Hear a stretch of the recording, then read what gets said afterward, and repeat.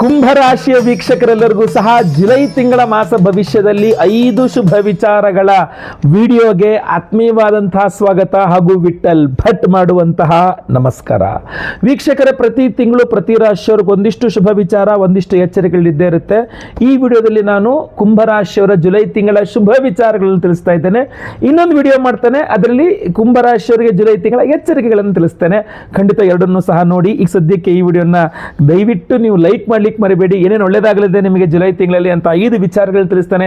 So ಪ್ರತಿಯೊಬ್ಬ ಕುಂಭರಾಶಿಯವರಿಗೆ video reach ಆಗಬೇಕಲ್ಲ. So ದಯವಿಟ್ಟು WhatsApp, Facebook, messenger, Telegram ಎಲ್ಲ ಕಡೆ ಈ ವಿಡಿಯೋನ ಲಿಂಕ್ನ ದಯವಿಟ್ಟು ಶೇರ್ ಮಾಡಿಬಿಡಿ. ನೀವಿನ್ನು ಸಬ್ಸ್ಕ್ರೈಬ್ ಮಾಡ್ಕೊಳ್ಳಿ, ಚಾನಲ್ ಸಬ್ಸ್ಕ್ರೈಬ್ ಮಾಡ್ಕೊಳ್ಳಿ. ಫೇಸ್ಬುಕ್ಕಲ್ಲಿ ನೋಡ್ತಾ ಇದ್ರೆ ನಮ್ಮ ಪೇಜನ್ನು ಫಾಲೋ ಮಾಡ್ಲಿಕ್ಕೆ ದಯವಿಟ್ಟು ಮರಿಬೇಡಿ. ಮೊದಲನೇ ಶುಭ ವಿಚಾರ ಕುಂಭರಾಶಿಯವರಿಗೆ ಜುಲೈ ತಿಂಗಳಿಗೋಸ್ಕರ ಏನಪ್ಪಾ ಅಂತಂದ್ರೆ, ಜುಲೈ ತಿಂಗಳ ಮೊದಲೆರಡು ವಾರಗಳು ಅಂದ್ರೆ ಜುಲೈ 15, 16ನೇ ತಾರೀಕಿನ ಒಳಗೆ ಸರ್ಕಾರಿ ಕೆಲಸಗಳು ತುಂಬಾ ಸುಲಭವಾಗಿ ಆಗಲಿದೆ. ನಿಮಗೆ ಸರ್ಕಾರಿ ಕಚೇರಿಗಳಲ್ಲಿ ನಿಮ್ದೇನಾದ್ರು ಕೆಲಸ ಆಗಬೇಕು, ಯಾವುದೋ ಒಂದು ಒಂದು ಪರ್ಮಿಷನ್ ಲೆಟರ್ ಬೇಕು, ಮತ್ತೆ ಅದು ಟ್ಯಾಕ್ಸ್ ಕಟ್ಟಬೇಕು, ಮತ್ತೊಂದೇನೋ ಮಾಡಬೇಕು ಇರುತ್ತೆ. ಸರ್ಕಾರಿ ಕೆಲಸಗಳಲ್ಲಿ ಆ ಕಚೇರಿಗಳಲ್ಲಿ ಏನೋ ಒಂದು ಕೆಲಸ ಇರುತ್ತೆ. ನೀವು ಕುಂಭರಾಶಿಯವರಾಗಿದ್ದು ಸರ್ಕಾರಿ ಕಚೇರಿಗಳಲ್ಲಿ ನಿಮ್ದೇನಾದ್ರು ಕೆಲಸ ಆಗಬೇಕು ಅಂತಂದ್ರೆ ಜುಲೈ ತಿಂಗಳಲ್ಲಿ ತುಂಬಾ, ಅದು ಕೂಡ ಜುಲೈ 15ರ ಒಳಗೆ ಮೊದಲೆರಡು ವಾರಗಳಲ್ಲಿ ನಿಮ್ಮ ಕೆಲಸಗಳು ತುಂಬಾ ಸುಲಭವಾಗಿ ತುಂಬಾ ಚೆನ್ನಾಗಾಗುತ್ತೆ. ನೀವೇನು ಯೋಚನೆ ಮಾಡುವಂತ ಅವಶ್ಯಕತೆ ಇಲ್ಲ. ಆದಿತ್ಯ ಹೃದಯ ಸ್ತೋತ್ರ ಸ್ವಲ್ಪ ಪಠನೆ ಮಾಡ್ಕೊಳ್ಳಿ. ಏನಾದ್ರೂ ನೀವು ಕಾಂಟ್ರಾಕ್ಟರ್ಸು ದುಡ್ಡು ಬಿಡುಗಡೆ ಆಗಬೇಕು ಇತ್ಯಾದಿಗಳು ಅಂಥದ್ದು ಏನೇ ಇದ್ರೂ ಕೂಡ ಜುಲೈ ತಿಂಗಳಲ್ಲಿ ಪ್ರಯತ್ನ ಮಾಡಿ. ನಿಮ್ಮ ದುಡ್ಡುಗಳು ಬೇಗ ಬಿಡುಗಡೆ ಆಗುತ್ತೆ, ಖಂಡಿತವಾಗಿ ಒಳ್ಳೇದಾಗುತ್ತೆ.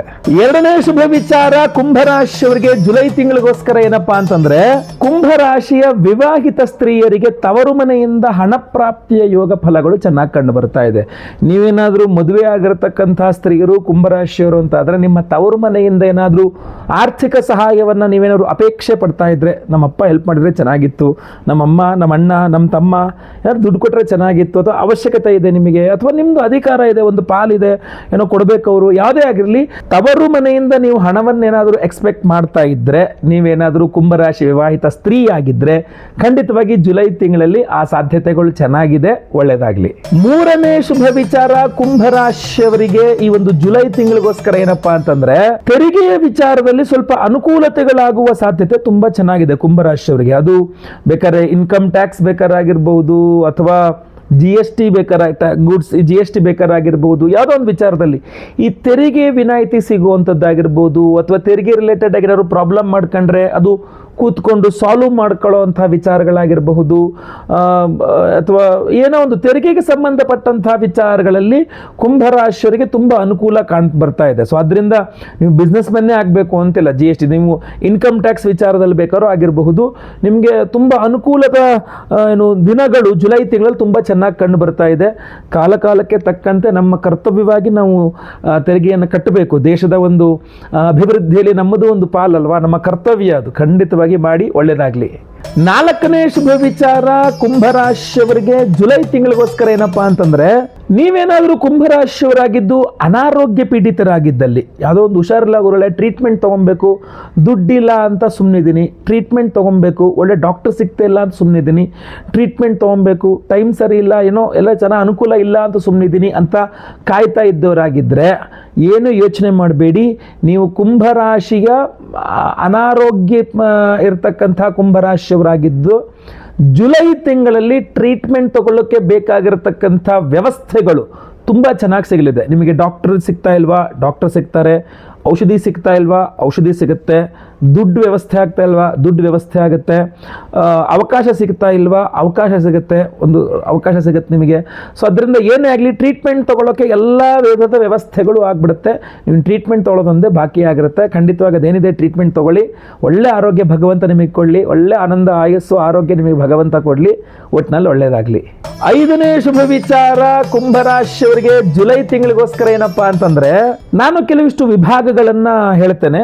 ಆ ವಿಭಾಗಕ್ಕೆ ರಿಲೇಟೆಡ್ ಆಗಿ ನೀವು ವಿದ್ಯಾರ್ಥಿ ಆಗಿದ್ರೆ, ಅಥವಾ ಆ ವಿಭಾಗಗಳಲ್ಲಿ ನಿಮ್ಮ ಉದ್ಯೋಗ ಇದ್ರೆ, ವಿದ್ಯಾರ್ಥಿ ಅಥವಾ ಉದ್ಯೋಗ ಏನೇ ಆಗಿದ್ರು ಕೂಡ ನಿಮಗೆ ಜುಲೈ ತಿಂಗಳು ಅನುಕೂಲ ಆಗುತ್ತೆ. ಏನಪ್ಪಾ ಅದು ಅಂತಂದ್ರೆ, ಒಂದು MBA ಫಿನಾನ್ಸ್ ಮಾಡ್ತಾ ಇದ್ರೆ, ನೀವು ಓದ್ತಾ ಇದ್ರೆ ಅಥವಾ ಓದಿ ಅದರದೇ ರಿಲೇಟೆಡ್ ಉದ್ಯೋಗ ಮಾಡ್ತಾ ಇದ್ರೆ ಕುಂಭರಾಶಿಯವರಾಗಿದ್ರೆ, ಆಮೇಲೆ BBM, ಆಮೇಲೆ BCom ಅಥವಾ ಫ್ಯಾಷನ್ ಡಿಸೈನಿಂಗ್, ಅಥವಾ ಈ ಥರ ಸಂಬಂಧಿತವಾದಂಥ ಇದೆಲ್ಲ ಸಂಬಂಧಿತವಾದಂಥ ನೀವು ಓದ್ತಿರೋ ವಿದ್ಯಾರ್ಥಿ ಆಗಿದ್ದರೂ ಕೂಡ ನಿಮ್ಗೆ ಅನುಕೂಲದ ದಿನ ಆಗುತ್ತೆ. ಜುಲೈ ತಿಂಗಳಲ್ಲಿ ತುಂಬ ಚೆನ್ನಾಗಿ ಓದ್ಬೋದು, ಎಲ್ಲ ಚೆನ್ನಾಗಿರುತ್ತೆ. ಇಲ್ಲ ಇದು ರಿಲೇಟೆಡ್ ಜಾಬ್ ಮಾಡ್ತಾ ಇದ್ದೀರಾ ನೀವು, ಇದು ಯಾವುದೇ ರಿಲೇಟೆಡ್ ಜಾಬ್ ಮಾಡ್ತಾ ಇದ್ದೀರಾ ನೀವು ಅಂದ್ರೂ ನಿಮ್ಮ ಜಾಬ್ ಪರ್ಸ್ಪೆಕ್ಟಿವಲ್ಲಿ ನೋಡಿದಾಗ ಈ ರಿಲೇಟೆಡ್ ಜಾಬ್ಸ್ ಮಾಡ್ತಾ ಇರ್ತಕ್ಕಂಥವ್ರಿಗೆ ಜುಲೈ ತಿಂಗಳಲ್ಲಿ ತುಂಬ ಚೆನ್ನಾಗಿದೆ ಅಂತ ಕಂಡು ಬರ್ತಾ ಇದೆ. ಖಂಡಿತವಾಗಿ ಒಳ್ಳೆಯದಾಗಲಿ. ಇದಾಗಿತ್ತು ಕುಂಭರಾಶಿಯವರಿಗೆ ಜುಲೈ ತಿಂಗಳಿಗೋಸ್ಕರ 5 ಶುಭ ವಿಚಾರಗಳು. ಎಚ್ಚರಿಕೆಗಳ ವಿಡಿಯೋ ಇನ್ನೊಂದಿದೆ, ಅದು ಖಂಡಿತ ಮಾಡ್ತೇನೆ. ಎಚ್ಚರಿಕೆ ವಿಡಿಯೋದಲ್ಲಿ ಖಂಡಿತವಾಗಿ ನಿಮ್ಮನ್ನು ಭೇಟಿ ಮಾಡ್ತೇನೆ. ಈ ವಿಡಿಯೋ ಇಷ್ಟ ಆದರೆ ದಯವಿಟ್ಟು ಲೈಕ್ ಮಾಡಲಿಕ್ಕೆ ಮರಿಬೇಡಿ. ಪ್ರತಿಯೊಬ್ಬ ಕುಂಭರಾಶಿಯವರಿಗೆ ವಿಡಿಯೋ ರೀಚ್ ಆಗೋ ಥರ ದಯವಿಟ್ಟು ವಾಟ್ಸಪ್, ಫೇಸ್ಬುಕ್, ಮೆಸೆಂಜರ್, ಟೆಲಿಗ್ರಾಮ್ ಎಲ್ಲ ಕಡೆ ಸಾಮಾಜಿಕ ಜಾಲತಾಣಗಳ ವಿಡಿಯೋನ ಶೇರ್ ಮಾಡಲಿಕ್ಕೆ ಬರಬೇಡಿ. ನೀವು ಸಬ್ಸ್ಕ್ರೈಬ್ ಮಾಡ್ಕೊಳ್ಳೋದ್ರೆ ದಯವಿಟ್ಟು ಕಡೆ ಸಬ್ಸ್ಕ್ರೈಬ್ ಅಂತ ಬಟನ್ ಇರುತ್ತೆ, ಸಬ್ಸ್ಕ್ರೈಬ್ ಮಾಡ್ಕೊಂಡು ಬೆಲ್ ಬಟನ್ ಒತ್ಕೊಂಡು ಆಲ್ ಅಂತ ಮಾಡ್ಲಿಕ್ಕೆ ದಯವಿಟ್ಟು ಮರಿಬೇಡಿ. ಮುಂದಿನ ವಿಡಿಯೋದಲ್ಲಿ ಮತ್ತೆ ಪುನಃ ಸಿಗ್ತೇನೆ. ಎಲ್ಲರಿಗೂ ಸಹ ಒಳ್ಳೆಯದಾಗಲಿ.